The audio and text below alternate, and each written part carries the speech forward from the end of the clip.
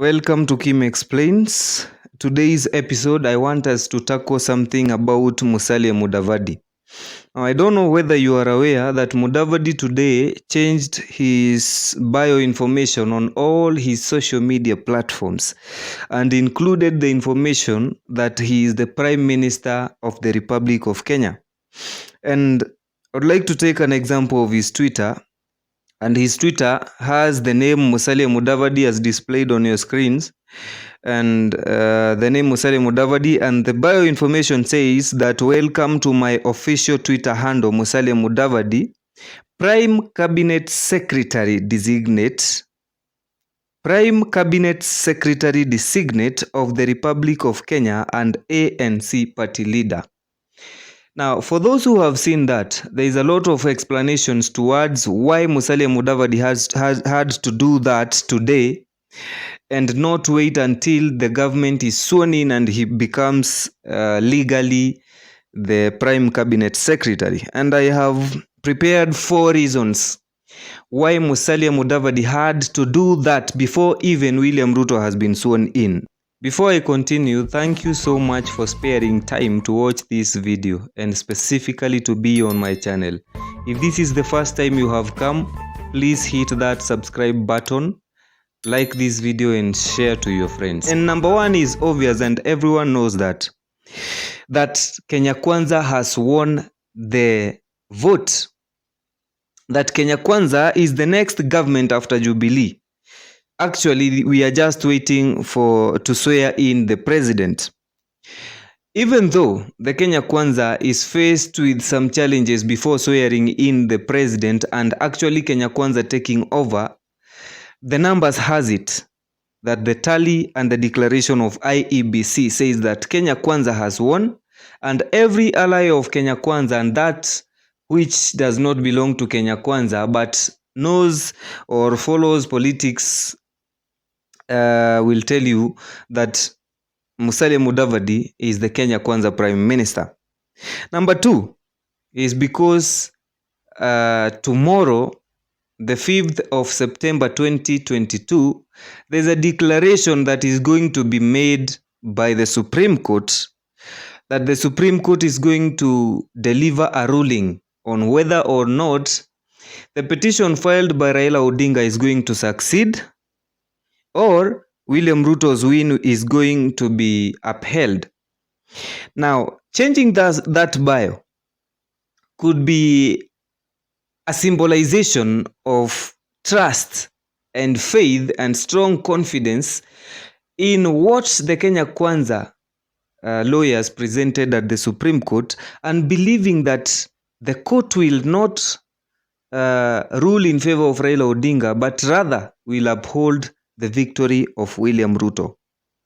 Now, remember, changing this means already Musalia Mudavadi has already predicted the outcome of that ruling and trusts that most probably that the Kenya Kwanza government and the election of William Ruto is going to be upheld and Ruto sworn in the next few days. Number 3, there's something to do with threat.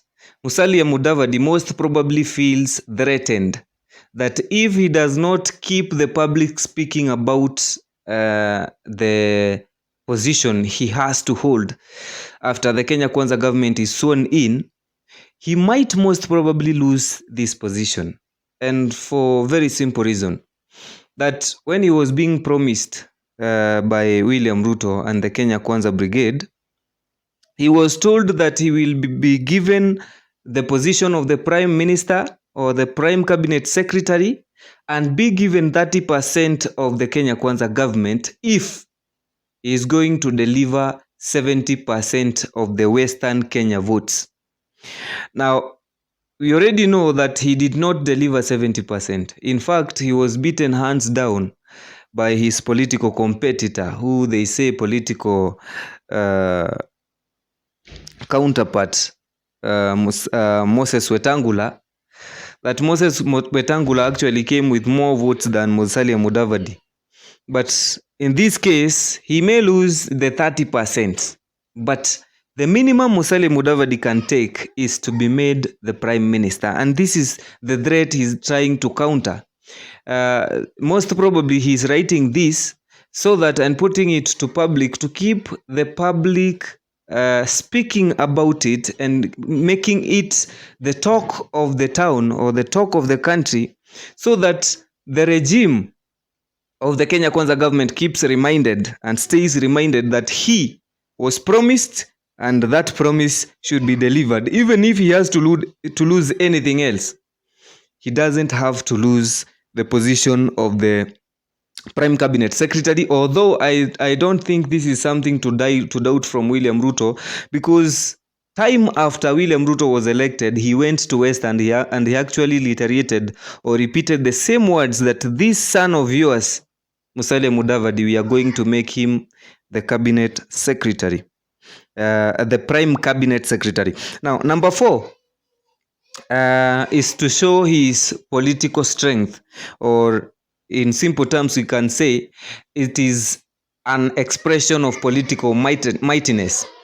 Now, remember, if the Kenya Kwanza government is going to take over and Musalia Mudavadi is going to be made the prime cabinet secretary, he is going to become the third in command. He is going to become the third of the most powerful men in the country. Now that means from the president, we shall have the most powerful as the president, the second powerful as the deputy president, and then the prime minister. Okay, according to the current regime and the current composition of the executive, the president is the lead, the second is the deputy president, and the third one goes directly to the Speaker of the National Assembly. Now, the Speaker of the National Assembly is a position that has been confused mostly with the position of the Cabinet Secretary for Interior. I want to remind you that the Cabinet Secretary for Interior was given those powers when there was a row between President Uhuru Kenyatta and his deputy, and the task of the deputy president, who is now the president-elect William Ruto, had to be given to someone, and that is why they were donated to the then cabinet secretary for Interior. But that is not constitutionally the stand. It was through a constitutional presidential order. Now, in the game of might, the person here or the target here are two men. Raila Odinga, who is the former boss to Musalia Mudavadi, and Moses Wetangula, who the people are speaking more and saying that he should be given more of the Kenya Kwanza government than Musalia because he came with more votes. I think Musalia is trying to remind Moses Wetangula that you are the senator of Bungoma, and you will be made and you are promised the position of the Speaker of the National Assembly. But I, with the few votes that I'm coming with, will be your next prime cabinet secretary. At the same time, reminding Raila Odinga that you are not the only living prime minister in the country.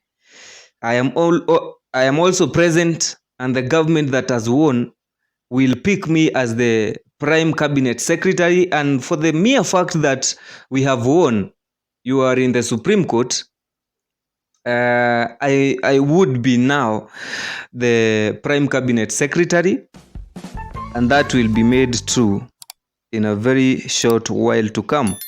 Now, that is all I can say about why Musalia Mudavadi had to change his bio. I don't know what you have to say about this. Maybe you can share with the comments in the comment section below. And I remind you, if this is the first time you're coming to this channel, kindly consider subscribing and clicking that like button, and don't forget to share with your friends.